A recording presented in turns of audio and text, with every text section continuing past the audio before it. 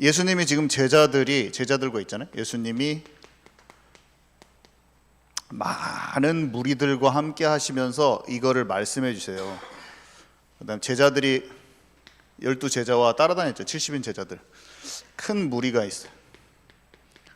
근데 이들이 성령을 아직 받지 못해가지고 지금 이 말씀이 이해가 안 가, 잘 영적으로.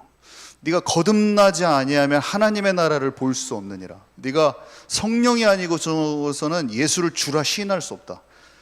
성령이 아니고서는 예수 그리스도가 알아지지 않고 하나님의 나라의 비유의 그 비밀이 이해가 안 가요.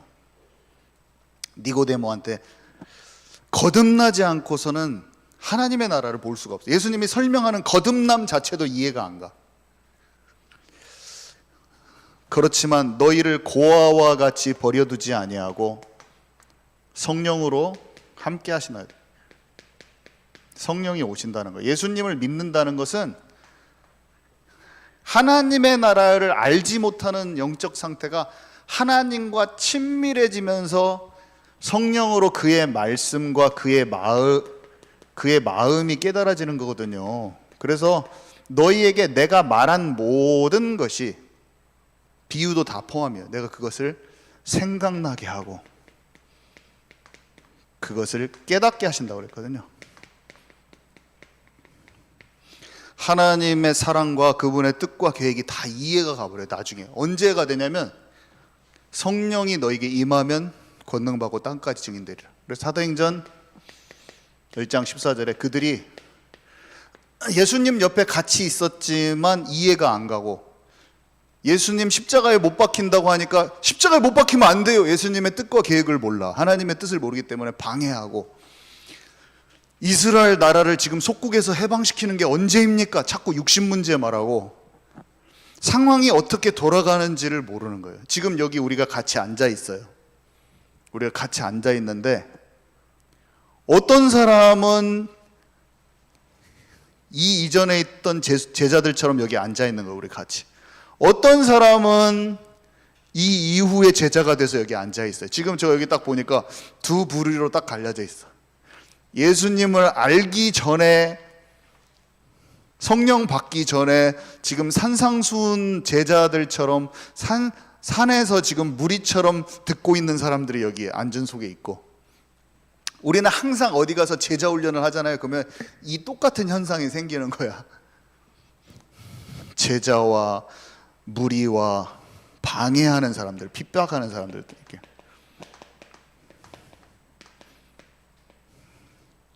세 가지 부르죠. 여러분들은 지금 모르지만 진짜 관심 있는 갈급한 사람을, 심령이 가난한 자야. 제자들은 아예 몰라. 지금 떡고물 병고침하고 막 이런 그거 지금 모이는 사람들, 여러분들이 가서 복음을 전하면 이렇게 하면서 제자화가 되는 거예요. 이렇게 하면서 복음운동이 일어나. 가서 전하면 말씀이 흥왕하여 세력을 이루는데, 제자들이 바울 사도가 팀을 잇고 나가잖아요. 그러면은 반응하는 야손과 같은 제자들, 루디아 같은 제자들 딱 따라 붙어요. 그러면서 그 자리에서 성령 받으면, 간수장직 같은 성령 받으면 바로 제자화 돼버려. 마가 다락방이 그 집 딱 이름, 간수장의 집에 마가 다락방이 성령 역사가 딱 일어나요. 그러면서 그 옆에 알듯 말듯 막 하는 겁나게 많은 사람들이 주변에 예수님의 역사를 보면서, 제자들의 역사를 보면서 뭔가 이거 되어지네 하면서 막 따라붙는 많은 사람들. 우선 맞는 것 같은데 뭔가 이 엄청난 거, 근데 아직 섞여가지고 비즈니스 하는 사람 막 모여있어. 무리들. 어디 항상 있어요. 거기에 제자가 있고 무리가 있어요. 제자만 따로 딱 훈련을 딱 시켜버리네. 그 중에서 소수를 따로 딱 모아가지고 딱 집중시키면서 제자 훈련이 들어가는데, 그 제자 훈련을 딱 지금 보고 있으면서 그러면서 핍박하는 자들이 항상, 그건 교회 안에도 있어요. 이런 원리로 계속 진행이 됩니다. 예수님이 거기서 제자들을 어떻게 하셨는가? 똑같은 원리죠. 그런 가운데 예수님이 하나님의 나라를 비유로 막 설명하고 비판하지 말라 그랬는데, 모든 원리가 비판하지 말라 그러면은 영적으로 하나님의 나라를 알아지지 않잖아요. 이 이후에는 성령이 임해서 이 말씀이 다 이해되어지는 상태인데, 이 이해가 아니라도 세상 말로도 비판하지 말라. 그것도 뭔가 사람들은 비판하지 말라는 뜻은 이해를 하는 거예요. 근데 영적인 참된 원리는 몰라요. 근데 제가 설명을 할 거예요. 세상에서도 비판하지 마, 너 너무 비판하지 마 이런 말 하잖아요. 그죠? 아니면 비판해야 돼 막 이렇게 하는 사람도 있잖아. 비판할 건 비판하고 살아야지 막 이렇게 할 수도 있잖아요. 근데 이 비판하지 말라의 근본 영적 원리가 뭐냐? 여기 보니까 로마서 2장 1절에 판단하는 네가 같은 일을 행함이라. 자, 봐보세요. 사람들이 비판합니다. 바로 옆에 있는 사람. 부부가, 우리 부모님들 생각해 보세요. 부부가 막 남편과 아내가 막 싸워. 우리 엄마 아빠가 막 싸운다고. 당신이 뭐를 잘못했잖아. 당신은 뭐를 잘못했잖아. 막 싸우잖아요. 그죠? 싸울 수 있어요. 그죠? 그런 싸우는 현상을 생각해 보는 거예요. 그죠? 내가 생각할 때, 저 사람 진짜 이거 잘못했어 하면서 옳고 그름을, 내 마음에 어떤 기준이 있기 때문에 싸우는 거거든요. 그죠? 다르게 얘기하면 내가 너보다 이게 잘났다 이거예요. 내 생각엔 너는 이거 잘못됐다 이거잖아요. 그때 그 사람을 상대를 뭐라고 하는 거잖아요. 근데 판단하는 네가 같은 일을 행함이라 이렇게 돼 있어요. 제가 영국에 있는데 기사가 났어요. 기사가 어떤 아저씨가 밤새 PC방에서 포르노를 보고 음란물을 끝까지 보고 밤새서 봤는데 아침에 일어나서 내나 같이 옆에 인사하고 지내던 아줌마, 동네 아줌마 딸이 7살인가 걔야. 근데 얘를 봤는데 늘 얘도 인사하고 알고 지내던 애인데 영적으로 성적으로 욕망에 사로잡히니까 그 애기가 귀엽고 착한 아이, 내가 같이 이렇게 관계성 있는 애가 아니라 갑자기 그 아이가 자기의 정욕을 풀 대상으로 보인 거야. 갑자기 계속 밤새도록 포르노를 보니까 소아 성의 포르노도 보고 계속 보니까. 근데 이 아저씨가 나쁜 아저씨냐? 그런 아저씨도 아니야. 그냥 동네 일을 막 열심히 하는 아저씨는 아니겠지. 그렇다고 막 이 사람이 크게 악한 사람이냐? 그냥 40대인데 그냥 밤에 그냥 PC방에서 많이 PC방 다니는 아저씨야. 아침에 얘를 데리고 가서 다리 밑에서 강간을 하고 이 아이가 깨어나니까 옆에 있는 돌을 가지고 머리를 탁 때려가지고 죽였어요. 그래서 이 아이를 강간하고 이 아이가 그 자리에 죽었어. 그래서 그 사건이 이제 기사로 떴어요. 제가 그 기사를 읽었어요. 그랬더니 그 밑에 댓글이 달리는데 진짜 많이 달렸더라고. 죽여라. 이 자식을 죽여라. 교수형 시켜라. 사형제도 부활시켜라.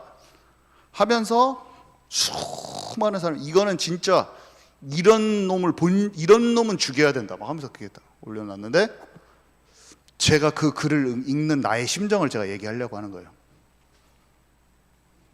그 사람보다 내가 더 변태인 것 같은 거야. 내 머릿속의 영적인 성적인 변태는 이 사람보다 10배 정도 더한 것 같다는 생각이 내가 딱 들더라고. 제가 포르노에 완전 중독돼 있고 음란에 중독돼 있고 2박 3일씩 포르노를 보고 계속 내 머릿속에는 사람을 보면 무조건 강간 시스템이야. 사람을 딱 보면 그 사람 바로 강간을 해. 내 머릿속에서 아무한테도 말을 못하는데 자동으로 그냥 그렇게 되는 거야. 그냥 사람을 보면 무조건 사람이, 그래서 길거리를 가는데 하도 계속 내가 그 강간을 머릿속에서 계속 하니까 갑자기 인파 속에서 사람들이 쭉 외국 사람들이 걸어오는데 이런 생각이 갑자기 머릿속에 땅이 지금 갈라지면 이 땅 속에 내가 그대로 지옥으로 빨리 들어갈 것 같은데 영적 상태가 갑자기 딱 조명이 되더라고. 근데 집에까지 다 가는데 눈물이 안 멈추고 흘러진 적 있으세요? 걸어가는데 눈물이 안 그쳐. 나를 지옥에서 눈물이 계속 안 그치는 거야. 내 마음에 계속 눈물이 계속 한 집에 걸어가는데 한 30분 걸리는데, 그런 중에 이거를 봤는데 나는 그 일을 저지르지 않았어요. 내 마음과 실제 행동이 일어나지 않았어요.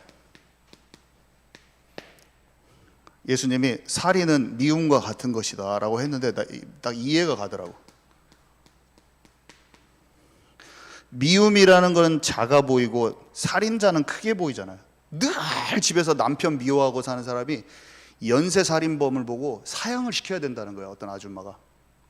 그래서 맹비난을, 어떻게 여자아이를 납치해가지고 죽이냐고 막 이렇게 하는 사람이, 그 사람은 죽일 연쇄살인범이고 자기가 평생 남편 미워하고 사는 것은 죄의 경중, 가벼울 경, 무거울 중, 자기가 생각하는 기준을 가지고. 근데 성경은 뭐라고 말하냐면 판단하는 네가 같은 일을 행함이라, 이렇게 얘기를 하더라고요. 성경에서 비판하지 말라 했을 때 도덕적 윤리적인 기준을 가지고 비판하지 말라, 그게 아니에요. 이미 그 개념이 다른 거예요. 그죠? 이게 두 개가 성경은 같대요. 이게 큰 것이 아니라 같다는 거예요. 그러면서 왜 같냐? 하나님을 떠나서 속는 영적 상태가 같다는 거예요. 속는 상태. 그래서 비판하지 말라. 다른 사람 비판하지 말라. 너도 하나님 떠나고 짜도 하나님 떠났다. 거기에서 비판하지 말라는 거지. 그냥 인간적인 말로 세상 사람도 비판하지 말라면, 사대 성인인 예수님께서 참 멋진 말을 하셨군요. 비판하지 말라. 비판하지 말고 삽시다. 이것이 아니잖아요, 지금. 근본 영적인 것을 아는 데서 나오는 비판하지 말라잖아요. 저는 알았어요.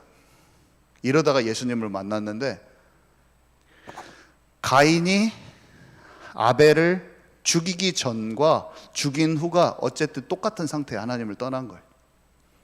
저질렀냐 안 저질렀냐 그 차이가 아니라 하나님을 떠나서 마귀에게 잡혀있는 인생, 자범죄가 행위로 나올 수밖에 없는, 마음의 열매 맺을 수밖에, 사단의 습성과 성질을 따라갈 수밖에 없는 그 영적 상태가 끝나야 되는 거예요. 죄와 사망의 법에서 해방됐다 그러면 성령을 조차 행하는 행함이 나와버리는 거예요. 행함이. 예수 믿고 천국 간다, 이런 단순한 문장으로는 설명할 수 없는 하나님의 나라, 행함으로 나오는 믿음을 얘기하는 건데, 그걸 예수님이 하나님의 나라를 설명하고 들어가시는 거죠. 종교놀이를 끝내라, 이거는 예수님을 믿고 다 오지만 마음속에 미묘하게는 늘 마귀밥이 되어 있는 상태를 끝내라는 거예요. 늘 염려도 죄라니까. 염려와 걱정이 공황장애라는 병을 낳는데, 그 병이 죄라. 병인데 왜 죄입니까? 영적 상태를 얘기하는 거니까 죄라니까. 걱정이 왜 죄입니까? 사람 걱정할 수도 있지. 걱정이 하나님을 인정하지 않고 하나님이 나를 이끌어가는 삶을 알지 못하는 원죄라. 그러니까 염려와 걱정이 죄야. 염려와 걱정이 시달림 현상이에요. 영적 시달림 현상이에요. 하나님을 잘 믿는데 문제만 닥치면 낙심하는 체질이 이스라엘 백성의 영적 상태라. 그 가운데 지금 하나님이 고아가 아닌 것이 몰라. 여전히 상황만 닥치면 어렵고 힘들어. 그거는 고아의 상태를 벗어나지 못한 거예요. 참, 근데 그렇게 말하면 못 알아듣죠. 그죠? 너희 중에 죄 없는 자가 먼저 돌로 치라. 가늠한 여자한테. 지금 가늠했으니까 나쁜 년 이렇게 나온 거예요. 그죠? 맨날 집에서 포르노 보고 있다가 나쁜 년 이렇게 한 거예요. 나와가지고. 그 당시에 포르노 없었겠지만 어차피 똑같은 말이야. 그죠? 지금 현재 잘못돼가지고 드러난 죄만 보고 나쁜 놈 했는데 나도 똑같아. 사실은 너희 중에 죄 없는 자가 먼저 돌로 치라고 하셨잖아요. 똑같은 말이에요. 우리가 다 하나님 앞에 심판대에 서게 될 것인데, 자, 그러면 네 눈 속에 들보를 빼고 그 다음에 형제의 눈 속에 티를 뺄 수 있다. 이 말은 뭐냐면 내 마음에 들보, 이렇게 속을 수 있는 마음, 언제만 들보를 뺄 수 있냐? 성령의 법에 통치받을 때 해방이 되는 거예요. 성령이 오시면 마귀 생각을 따라가지 않고 이 미움 대신에 하나님의 마음으로 그 사람을 볼 수 있게 돼요. 그때만, 오직 성령이 임했을 때만. 하나님의 말씀이 성령으로 이해되어져서 그 마음에 찰 때만 이겨져요. 세밀한 것에. 그때 내 들보를 뺄 수 있어요. 들보를 뺄 수 있다는 말은 한번 죄를 이긴다는 말이에요. 결국에 쉽게 얘기하면. 그때 다른 사람에게 있는 티를 빼줄 수 있는데 그 티도 행위적으로, 왜 행위를 그걸 잘못했어 하지마 그거 하지마 이런 식으로 해서 그 사람의 티를 빼주는 게 아니라 그 사람을 성령의 법에 통치받도록 도와줄 수가 있는 거예요. 그 원리를 알기 때문에. 이해 가죠?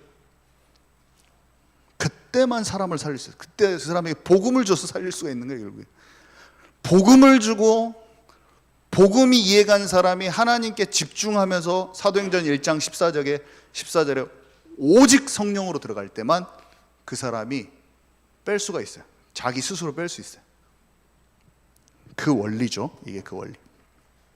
자, 그래서 두 번째, 거만한 자는 진리를 거부한다 그랬는데, 거룩한 것을 개에게 주지 말고 진주를 돼지 앞에 던지지 말라. 자, 거룩한 것, 개, 진주를 돼지에게 두지 말라. 여러분, 진짜 그 조개에서 나오는 그 진주를 그 돼지한테, 저기 축사장에 있는 그 돼지한테 주지 말라, 그 말일까요? 비유일까요? 비유겠죠?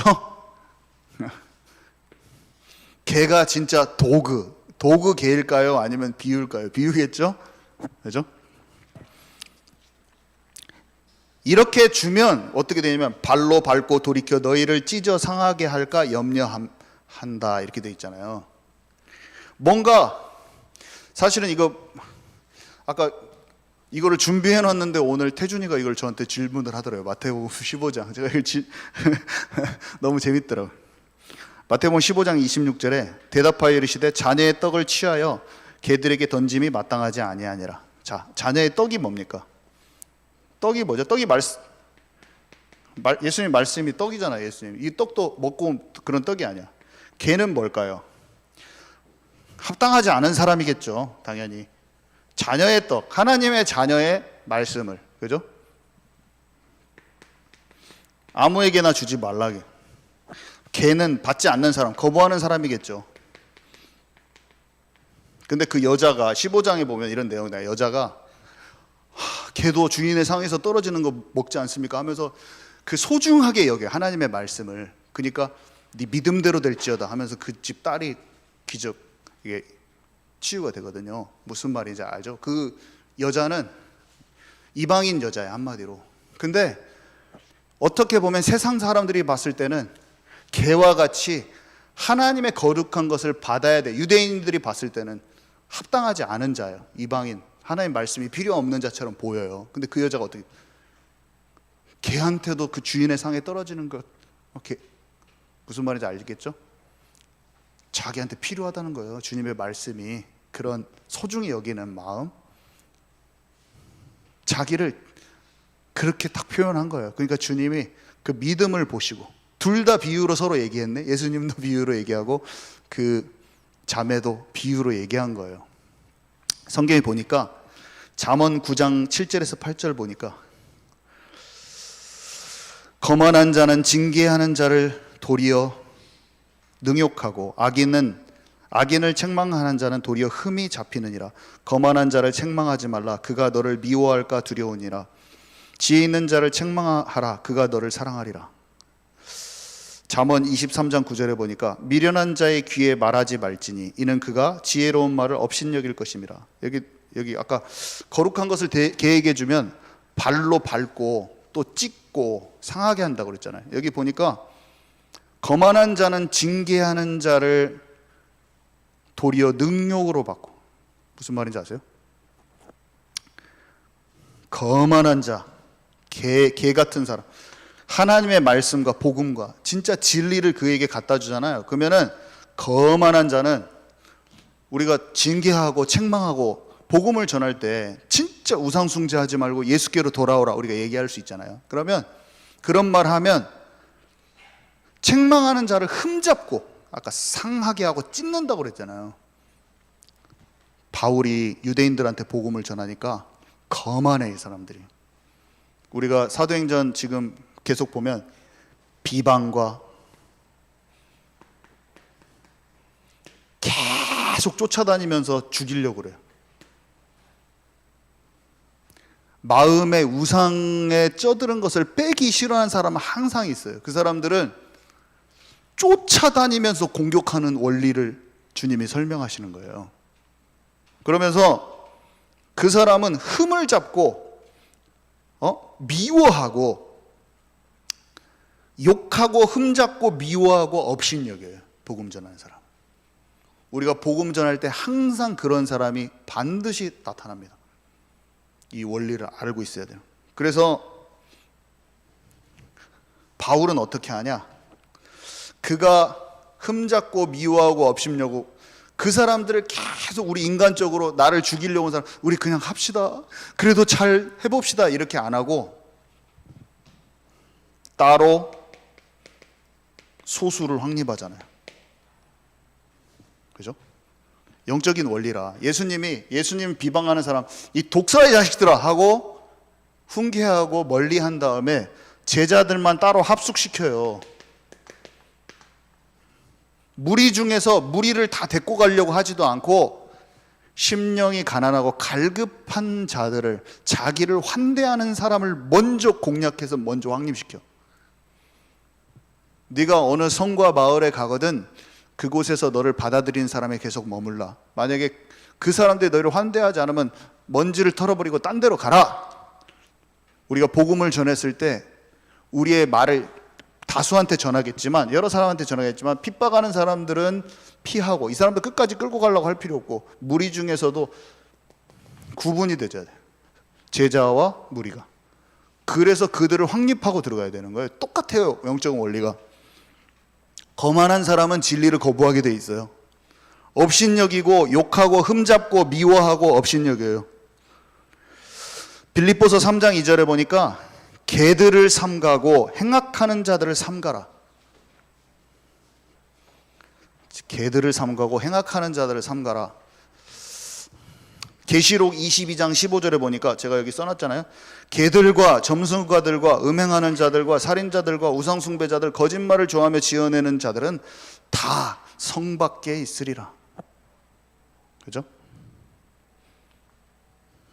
이게 가시죠? 그 개가 도구가 아니야. 사람이야. 그죠? 도구가 아니라 사람이에요. 그 점술가들과 음행하는 자들과 개들이야. 개들. 복음을 가치 있게 여기지 않는 사람들, 한마디로. 그 여자가 개도 주인의 상에 있는 거 뜯어먹습니다. 이 비유로 설명했는데 참 놀라운 말이죠. 자기가 그런 개 같은 그런 신분, 그런 사람들이 있는데 저는 그런 개가 아니라 주인의 상에 떨어지는 음식을, 그 밥을, 말씀의 생명의 떡을 귀하게 여기는 개입니다. 이렇게 표현한 거예요. 낮게, 자기. 이해 가셨죠? 그거요. 개. 예수님이 표현한 개가 뭔지 알았어요. 마태복음 15장이죠. 자, 진주라고 표현했잖아. 아까 또 이거를 거룩한 것을 진주야. 말씀. 마태복음 13장에 보니까 제자는 극히 값진 진주를 하나를 발견하면 자기의 소유를 다 팔아서 그 진주를 산대요. 제자는 어떤 줄 아세요? 아무것도 안 줘도 생명 걸고 말씀을 따라오게 되죠. 진주, 말씀을. 아까 책망하면 막 흠잡고 막 어떤 사람, 우리가 저도 복음 많이 전해보지만 복음을 전하는 것이 예수는 그리스도만 하는 것이 아니라 그 사람이 지금 마귀한테 속는 포인트를 딱 말해가지고 책망하기도 하고 돌이켜야 된다고 얘기하고. 왜냐면 돌이켜야 한다는 게 그 자체가 복음이거든요. 주님과 가깝지 않는 부분을 딱 그 얘기 하잖아요. 진짜 제자들은 책망을 달게 받아요. 제자들 특징이에요. 마음이 부드러워. 그것을 오해하지 않아, 말씀을. 근데 악인은 악을 행하리니 아무것도 깨닫지 못하리라.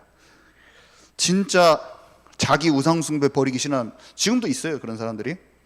나를 뒤에서 항상 뒷담화할까, 자기가 우상을 버리지 않으면서 항상 그 일을 흠을 잡아요. 꼭 흠을 잡는다고 얘기했거든요. 흠을 어떻게 잡냐면 저의 인간적인 잘못된 거를 계속 흠을 잡아서 얘기해. 자기가 안 돌아오고 싶은 마음을, 그 사람의 흠을 잡아요. 다윗을 항상 그렇게 공격하거든요. 흠을 잡고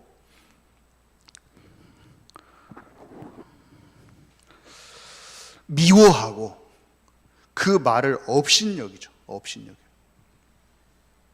그래서 우리가 제자를 세워갈 때 여러분들이 말씀 전하면 이 일을 수도 없이 경험하게 될 거예요. 앞으로 흠 잡히고, 여러분들이 사람 한 명 세우려고, 아이들 한 명 세우려고, 아니면 만나진 사람들, 제자들을 이제 원리가 이해가서 제자화 시키려고 하는데 여러분들한테 맞닥뜨릴 일들이 있어요. 계속 흠 잡습니다. 따라다니면서 흠 잡고, 여러분들의 책망, 진짜 예수께로 돌아오라는 말을 안 받아요. 그래서 그런 사람들을 계속 그 사람들한테 책망하고 있으라고 하지 않았죠. 여기서는 그 일은 발생하는데 놔두고 제자를 세워야 돼요. 놔두고 제자를 집중. 무슨 말인지 아시죠? 놔두고 핍박은 받아, 욕은 먹고, 오해 속에서 계속 살아. 계속 예수님, 바울, 이단의 괴수라 계속 칭함받으면서 예수님 계속 욕먹어. 종교인 제사장들이 계속 따라다니면서 네가 그리스도냐 막 조롱해. 막 바울이 이단의 괴수로 찍혀가지고 계속 욕먹고 다니면서 제자들만 딱 세워버려. 앞으로 여러분 삶 속에 계속 이단의 꼬리표, 조롱의 꼬리표, 오해의 꼬리표 계속 따라다닐 것입니다. 계속 그 꼬리표가 끝까지 따라다닐 것입니다. 근데 하나님이 제자를 붙이실 것입니다. 그래서 그 제자가, 여러분을 통해서 제자가 세워질 거예요. 너무 신기하죠? 진짜 신기해요. 저 이게 너무 신기해 죽겠어. 여기 아까 이렇게 써 있었잖아요. 너를 미워할까 두려운데 거만한 자를 책망하지 말라. 그가 너를 미워할까 두려우니라. 근데 지혜 있는 자를 책망하라. 그가 너를 사랑하리라. 제자들은 책망을 달게 받고 책망해 주는 사람을 사랑해요. 따라와요. 제자 따라와. 사람을 주께로 찾고 우상숭배하지 말란 말을 진짜 싫어하면서 미워하는 사람이 있고, 하나님의 말씀을 내가 좌우의 날선검같이 그 사람 심령에 꼽아 넣어도 기쁨으로 함께하는 사람들이 나와버려요. 제자들. 자, 그래서 3, 4번은 제가 간단하게 말로 하고 끝나는데요. 구하라 구할 것이요, 찾으라 찾을 것이요, 문을 두드리라 열릴 것이니. 이 말은 저는 어렸을 때 이거 가게집 가면 엄청 많이 써 있어요. 그리고 아줌마들이, 사장님들이 아이고 경제 좀 구합니다, 경제를 주옵소서 하면서 딱 그걸 붙여놓거든요. 근데 이거 성경 구절이 마태, 마가, 누가, 요한복음에 여러 군데 써 있어요. 근데 딱 이렇게 써 있어요. 악한 자라도 좋은 것으로 자식에게 줄 줄 알거든 하늘의 아버지께서, 너희 아버지께서 구하는 자에게 성령을 주시지 않겠느냐. 이거였어요. 그 구하는 것의 목적은 성령이었어요. 읽어보세요. 그 연결돼 있거든요. 그러면 어떻게 되냐면, 예수님을 알고 그리스도로 알게 됐고, 그가 고아로 버려두지 않고 성령으로 함께 하겠다는 약속을 알고, 주님의 마음을 진짜 알기를 원하고 하나님의 나라를 진짜 간절히 소망하게 된 제자들. 그래서 수많은 5,000명, 10,000명인 제자들 중에서도 120명의 소수가 그것을 바라고 찾고 구한 사람들. 구하는 자 구할 것이요, 찾으라 찾을 것이요, 두드리라 열릴 것이니 너희를 고아와 같이 버려두지 않고 성령이 임할 것이다 라는 약속을 붙들고 하나님께 간절함으로 나아오는 그 사람들. 하나님, 저는 하나님 없이는 못 살아요.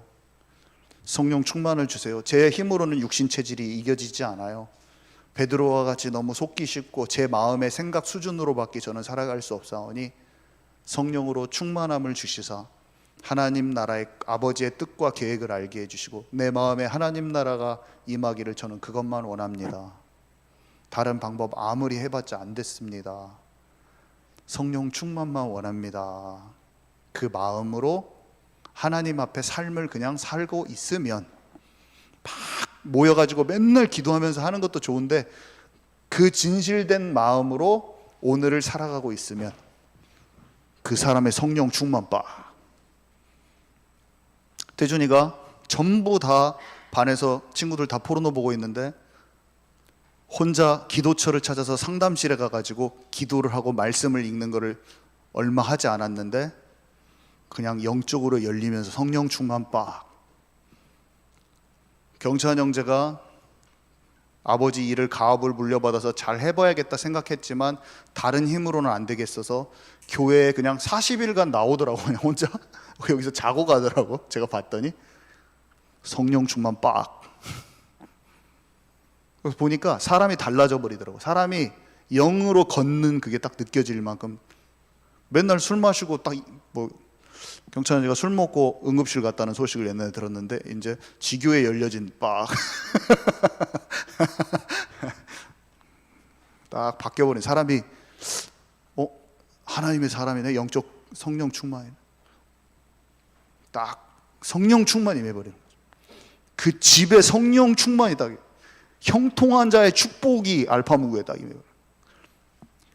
경찬 형제가 알파문고를 맡은 때부터 하나님께서 그 알파문고에 복을 내리사 매출을 2배가 되었느니라. 딱 지금 다른 성경에 지금 기록돼서 지금 딱. 그래서 그 뒤에 내용은요, 그 내용이에요. 성령은 말씀을 깨닫게 하고 반드시 열매 맺게 하셔요. 그래서 나쁜 열매는 찍혀서 불에 들어간다고 그랬어요. 근데 진짜 열매가 맺히게 돼 있죠. 열매로 알게 되는데 하나님의 말씀이 우리 안에 있으면 악한 자가 이겨지면서 성령의 열매가 맺혀져요. 그리고 그렇게 되죠. 네, 이 내용은 내일 조금 더 설명하도록 하겠습니다. 내일 중고등부 예배 때. 마칩니다. 주님 감사합니다. 하나님 진짜 성령으로 역사해 주셔서 성령 충만 받아 예수님의 말씀이 다 더욱 깊이 깨달아지고 하나님의 나라의 그 비밀 속으로 더 깊이 들어가도록 주님 인도해 주세요. 예수님의 이름으로 기도합니다. 아멘.